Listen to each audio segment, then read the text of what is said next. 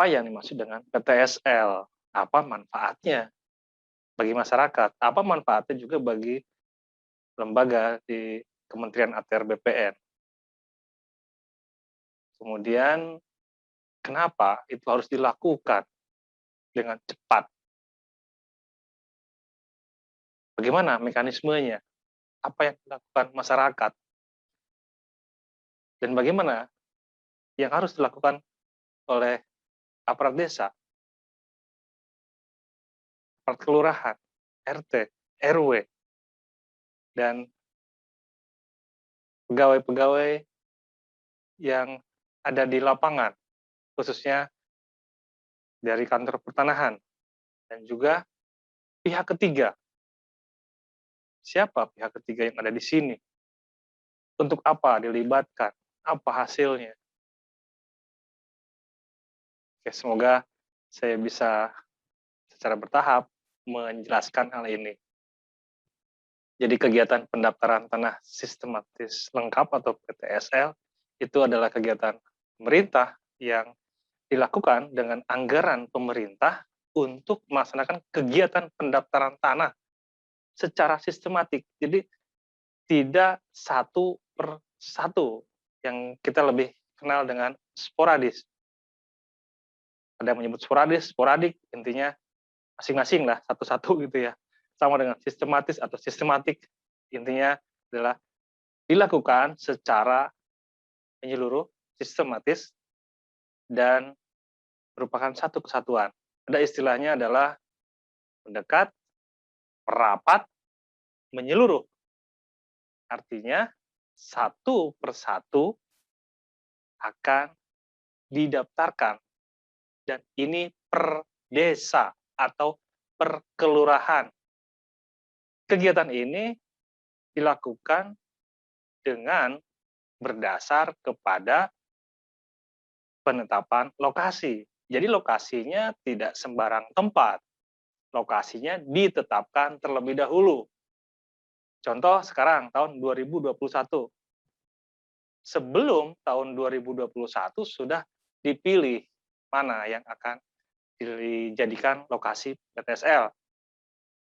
Pada saat 2021 sudah jelas desa atau kelurahannya yang mana. Kemudian dilakukanlah. Apakah satu desa, apa seluruh desa? Nah ini, mungkin ada beberapa pertanyaan seperti itu. Karena masih terbayang apa yang dimaksud dengan PTSL, apakah sama dengan Prona? Nah ini sering juga nih, ada yang, ini Prona ya? Kita juga mengenal dulu ada namanya Prona. Kalau Prona sama kegiatan pemerintah untuk pendaftaran tanah, dibayar atau dibiayai oleh pemerintah. Tetapi lokasinya juga sporadik sebetulnya. Jadi sepertinya juga sama, sporadis kalau untuk yang Prona. Hanya bedanya dibiayai oleh pemerintah. Penyebarannya di mana saja? Untuk Prona, penyebarannya bisa menyebar di beberapa desa atau kelurahan. Jadi tidak mengumpul di satu desa atau satu kelurahan. Kalaupun dia ngumpul tapi dalam bentuk blok-blok kecil. Dan yang didaftar pun adalah dipilih terlebih dahulu sesuai dengan ketentuan yang ada untuk Prona. Nah, berbeda dengan PTSL. Nah, untuk PTSL, satu desa secara utuh, satu kelurahan secara utuh. Nah, terus mendekat, rapat, menyeluruh, satu persatu desa, kelurahan, terus sampai pada akhirnya akan menjadi kecamatan lengkap, kota lengkap, atau kabupaten lengkap. Nanti jika semuanya sudah menjadi provinsi lengkap. Lebih jauh lagi menjadi Indonesia lengkap, semuanya jadinya. Ketika semuanya sudah terdaftar, maka akan lebih mudah untuk administrasi pertanahannya. Nah, kita kembali lagi mengenai PTSL ya.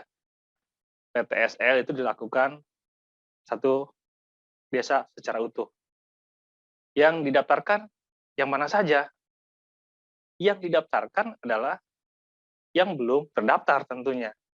Tetapi di dalam satu wilayah itu ada juga yang sudah terdaftar, yang sudah bersertifikat. Nah, yang sudah bersertifikat pun dilakukan lagi untuk integrasi petanya. Karena bisa jadi ada sertifikat-sertifikat lama yang belum di-plotting posisinya, belum ditempatkan di mana posisinya. Nah, dengan adanya PTSL ini sekaligus. Jadi dalam satu desa secara utuh, mana yang sudah bersertifikat, mana yang belum, mana yang bersengketa, dilakukan pengukuran semuanya. Tentunya tidak semua juga bisa diterbitkan sertifikat. Jika bermasalah, tidak diterbitkan sertifikatnya. Tapi pengukurannya dilakukan semuanya. Bagaimana jika tidak selesai? Nah, jika tidak selesai, maka itu adalah kebijakan di tahun berikutnya. Intinya itu adalah kegiatan pemerintah yang dibiayai oleh pemerintah untuk kegiatan pendaftarannya. Kemudian bagaimana dengan yang sporadis? Sporadik apakah masih ada ataukah nunggu dulu? Nah, ini jadi satu pertanyaan. Karena ada juga yang berpikir, saya tidak perlu mensertifikatkan tanah saat ini, nanti saja ketika lokasinya dijadikan lokasi PTSL. Ketika dia ingin melakukan peralihan, sementara pendaftarannya atau PTSL-nya itu mungkin baru 1, 2, atau 3 tahun ke depan, ini harus menunggu dulu. Nah, kalau seperti ini tetap sporadis berjalan. Dia bisa langsung daftarkan ke kantor pertanahan. Jadi saat ini ada 2, sporadis juga tetap berjalan, didaftarkan, ya yang sistematis juga tetap. Karena tidak seluruh wilayah kabupaten untuk 1 tahun anggaran dilakukan PTSL. Jadi ada penetapan lokasi mana yang akan dilakukan kegiatan PTSL. Kegiatannya sendiri, bagaimana kegiatannya? Karena ini adalah secara massal, tentunya tidak bisa juga satu kantor pertanahan turun semua. Jadi ada satgas-satgasnya. Jadi ada orang-orang yang memang ditugaskan di situ dari pejabat dari kantor pertanahan. Dalam pekerjaannya ini juga dibantu. Ada pihak ketiga. Siapa di sini pihak ketiga? Pihak ketiganya adalah untuk kegiatan pengukuran. Nah, untuk kegiatan pengukurannya bisa dengan dibantu oleh pihak ketiga. Dan tentunya juga dengan melalui sebuah mekanisme pengadaan untuk kegiatannya sesuai dengan ketentuan yang berlaku. Jadi di lapangan nanti ada petugas-petugas yang akan melakukan kegiatan pengukuran. Itu adalah bisa pihak ketiga dari para surveyor berlisensi atau juga dari para petugas ukur dari kantor pertanahan setempat. Kemudian bagaimana dengan desa atau kelurahan? Apakah ikut mengukur? Apakah ikut juga dalam kegiatan ini? Tentunya aparat desa akan membantu kegiatan ini. Karena aparat desa, kepala desa juga yang paling dekat dengan masyarakat di desanya atau di kelurahannya. Jadi itu akan membantu dalam proses ini. Contohnya dalam sosialisasi atau penyuluhan. Pasti akan sangat mendukung untuk menjelaskan kepada masyarakat bagaimana untuk pemasangan patok batasnya supaya lebih cepat. Karena ketika patok batasnya sudah terpasang semua di bidang-bidang tanah, maka pengukuran akan lebih cepat dibandingkan dengan menunggu terlebih dahulu pemasangan tanda batas. Karena ini akan dilakukan secara serentak.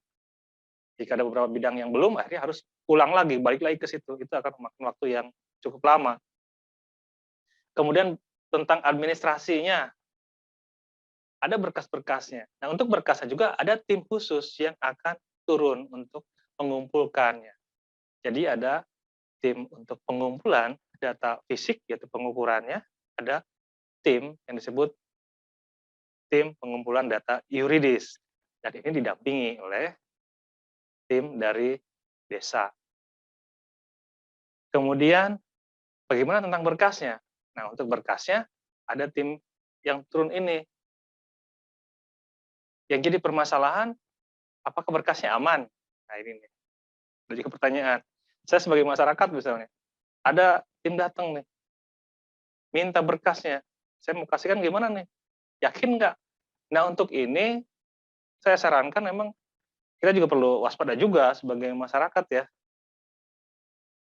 Minta surat tanda terimanya, bahwa berkas itu sudah diserahkan.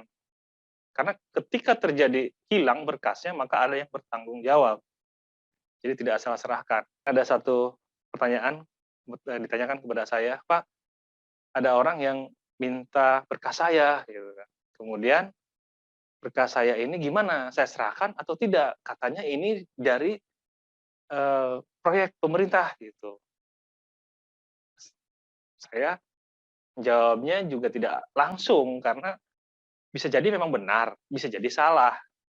Nah, saya sampaikan bahwa kalau terjadi seperti ini, tanyakan apakah memang wilayahnya termasuk di dalam lokasi yang dijadikan sebagai lokasi kegiatan PTSL.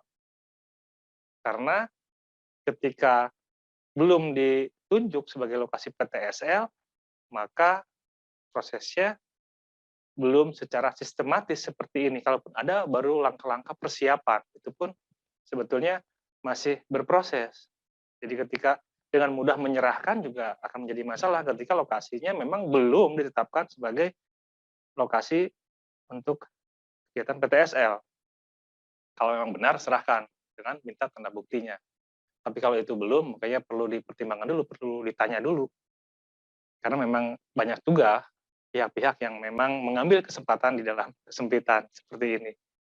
Jadi tetap kita perlu waspada dengan cara minta tanda bukti untuk penyerahan berkasnya. Karena jangan sampai hilang dan ada yang bertanggung jawab.